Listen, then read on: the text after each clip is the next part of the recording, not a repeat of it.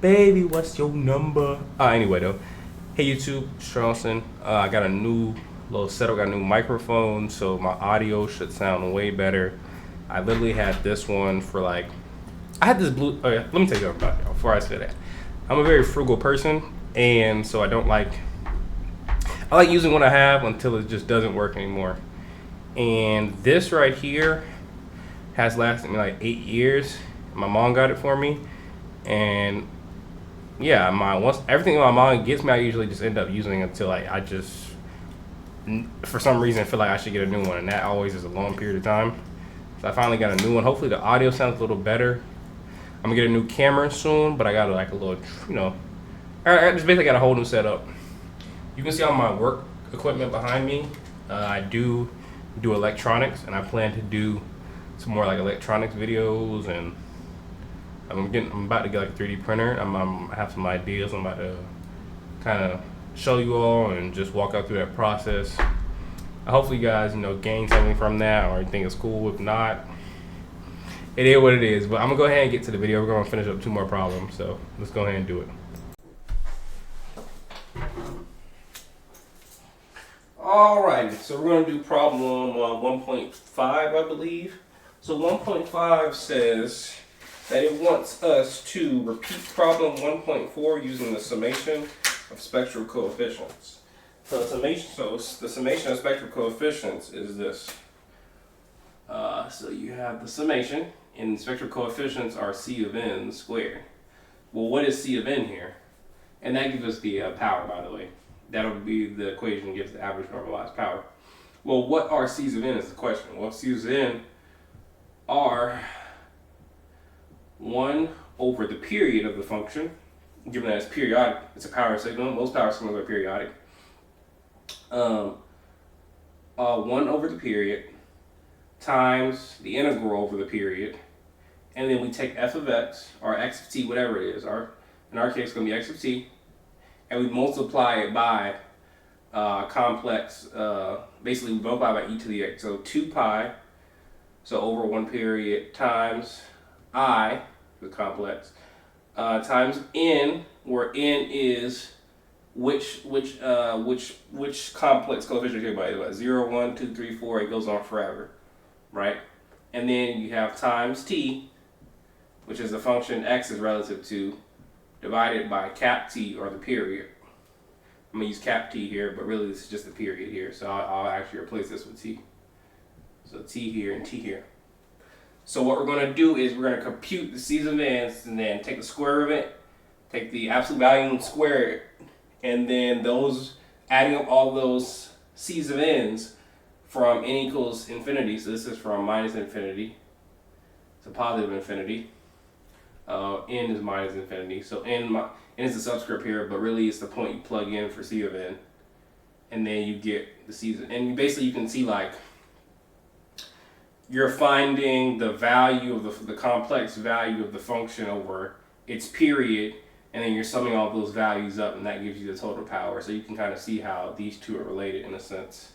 So our function here, x of t, is 10 cosine 10t plus 20 cosine 20t. So we have to substitute this in here and solve for our C's of n. So let's do that. Let's go ahead and write it out over here. So over here we're going to get I'm going to erase this actually before I start writing this out. I'm going to erase this now we've discussed it. And I'm going to get right into it. There's going to be some math here and a couple of, not tricks, but just ways to approach this problem. There's a couple of ways to do it. The way I'm going to do it, I'm just going to solve for the C's of n's directly. At the end we'll talk about what the other way is. But anyway. So we have the integral. We don't know, the function is not periodic with the addition of the 2 cosines. Independently, the 2 cosines are periodic, but with their additions together, we don't know what the period is. So we're going to just leave this as 1 over t times 10 cosine 10t, right? Plus 20 cosine 20t. Okay? So we got 10 cosine 10t, we also have 20t in it. All of that is multiplied by e to the I 2 pi n t over cap t dt, of course. So we're going to break this out into 2 functions.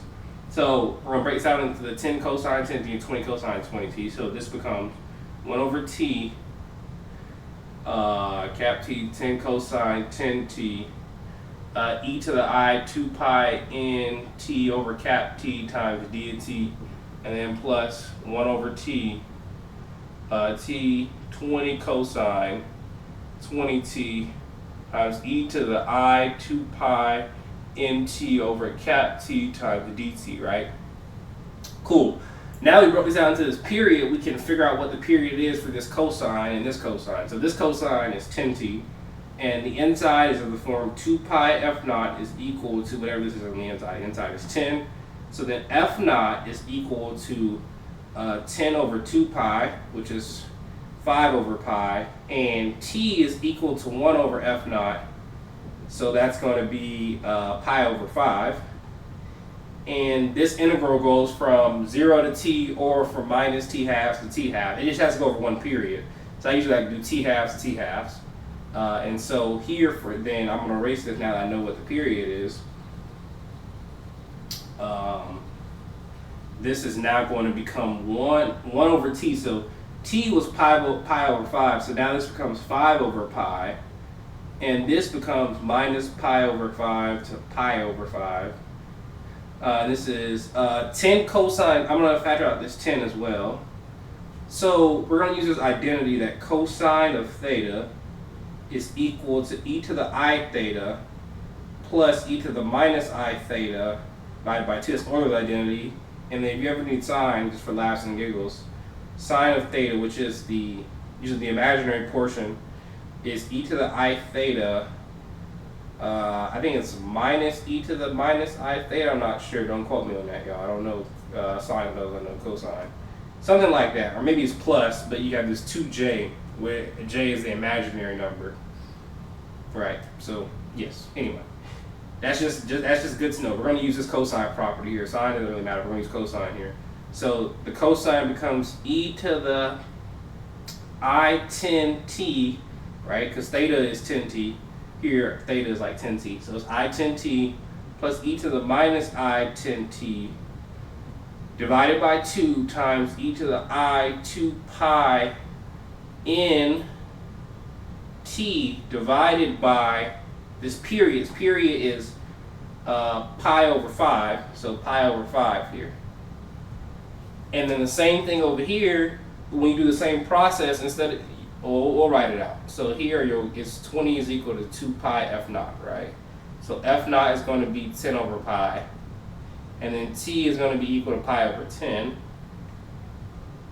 All right? So then over here, you're going to get you're going to get 10 over pi. And then you're going to get the integral from minus pi over 10 to, I'm stupid, guys. Let's go back here. This needs to be half of that amount. So this is minus pi over 10 to minus pi over 10. Because if we did minus pi over 5 to pi over 5, that's not a pi over 5. That's 2 pi over 5. So we need 1 pi over 5. So you have to basically divide the period by 2 in the integral bounds so that you get one period. If you do from the period to the minus period to the positive period, you get 2 periods, not 1 period. So it's the period divided by 2. So our period is pi over 10, so we divide it by 2. It's minus pi over 20, positive pi over 20. It's going to be 20 outside. We're going to take this 20 outside because it's not dependent on t. So this is going to be e to the I 20t plus e to the minus I 20t divided by 2 times e to the I 2 pi n t divided by pi over 20. Oops. Divided by the period here, so the period is actually pi over 10 here. All right, so cool. Let's start simplifying these and figuring out how we're going to approach this. I'm going to erase it. I'm going to go to the bottom a little bit here. Let's go to the bottom here. I'm just making sure the recording is still going. So here it's going to be 10 times 5 pi, so it's 50 over pi, times the integral from minus pi over 10 to positive pi over 10. So you're going to multiply these inside. Let's simplify this part first. This part is going to become, when we bring the 5 up, it's going to be e to the 10 pi n. Pi is going to go away, right? Because these pi's are going to cancel out. So let's do the same thing over here. And we're going to get this 5 that comes, so it's going to be e to the 10, e to the I10 nt. So we're going to multiply these by these two. What we end up with is, now we're going to have, instead of 2 integrals, we're going to have 4 integrals. Because this addition, when we multiply 5, we're going to separate the addition from these two multiplied by this. So now it's going to become e to the I10t plus I10nt. And then over here, we're going to take this 2 out as well. Before we do any of that, we're going to take this 2 out. So take this 2 out. And then we're going to have another integral. And these are multiplied by 50 over 2 pi. It's going to be e to the I10t minus I10nt, right? Cool. Now we got to deal with this one. So same thing here, we're going to factor this 2 out. And this is going to be what? 20 times 10 is 200. So it's going to be 200. Factor this 2 out over 2 pi. And then you're going to have the times the integral. So we're going to put brackets here. It's going to be e to the I20t minus 20. Or plus 20. And then another one is going to be e to the I 20t minus e to the I 20nt, right? Okay, now we need to figure out how do we solve this one. So what we know, I'm going to erase a lot of this, right? I'm going to erase a lot of this here. What we know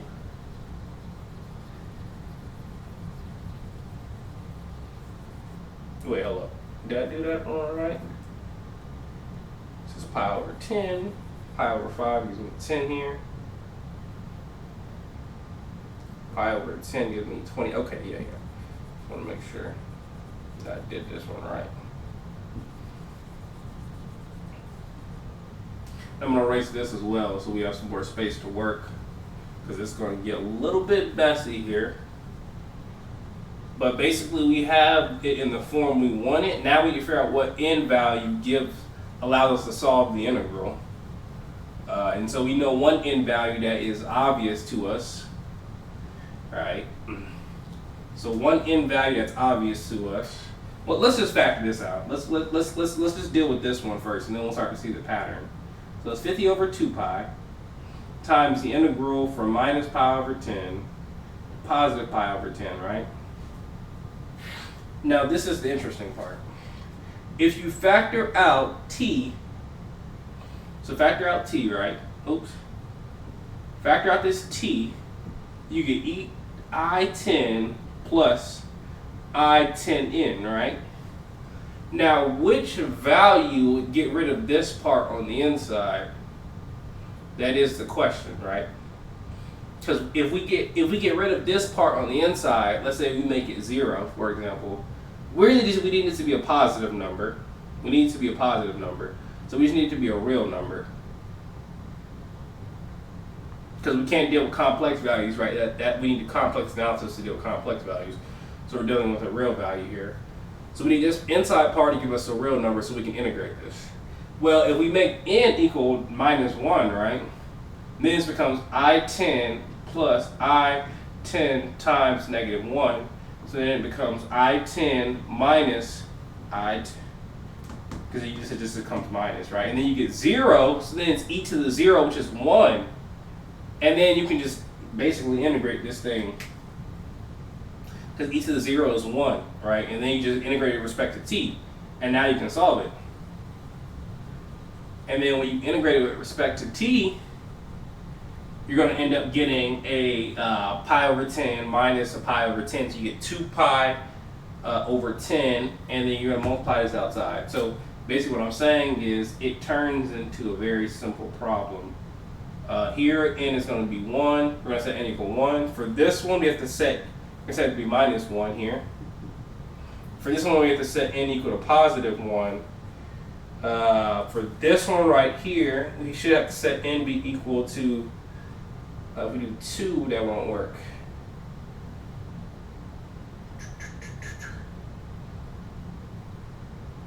Let me see here. Well, let's figure out these first, and then we'll get to this one. So when we set n equal to 1 here, or minus 1 here, we're going to get 2 pi over 10. And then we set it equal to 1 here. This is going to be e to the 0. Same thing here, we're going to get 2 pi over 10 again. So we end up with 50 over 2 pi times 4 pi over 10. These pi's are going to cancel. This is going to cancel. Or not cancel, but you get a 2 out here. It's going to turn into a 5, so this is 5 times 2, which is 10. Okay, so you get 10 here. And then we need to solve this one right here. And so for this one, we factor out t, and we plug in n equals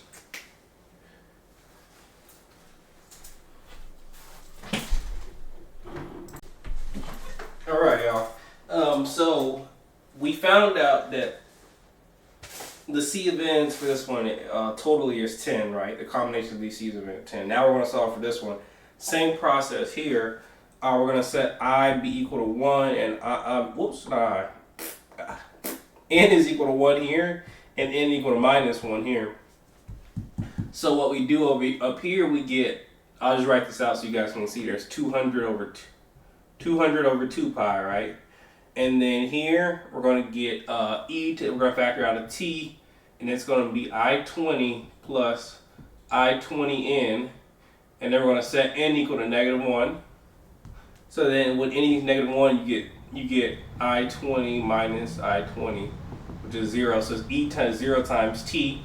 It's going to be 1, and it's going to be from it should be from pi.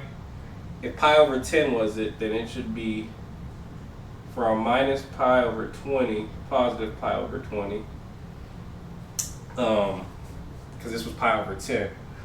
And so this is going to be pi over 20. Then when you add it to, you're going to get 2 pi over 20, so you're going to get 200 over 2 pi times 2 pi over 20.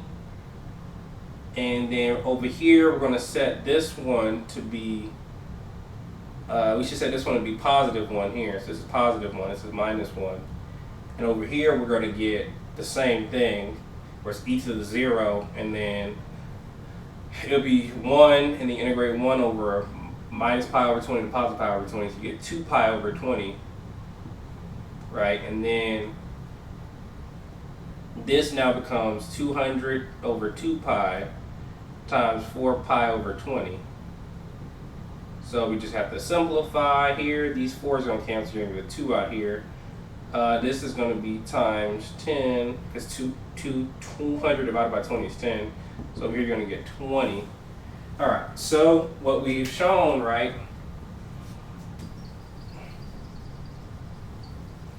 I'm going to erase all of this just to give you guys an idea. What we have shown, and we can show these independently because there's addition between them, so we can separate the summations of the C of n's. I'll write it out here so it's a little bit clear for you all what I'm saying and what I'm doing match one another.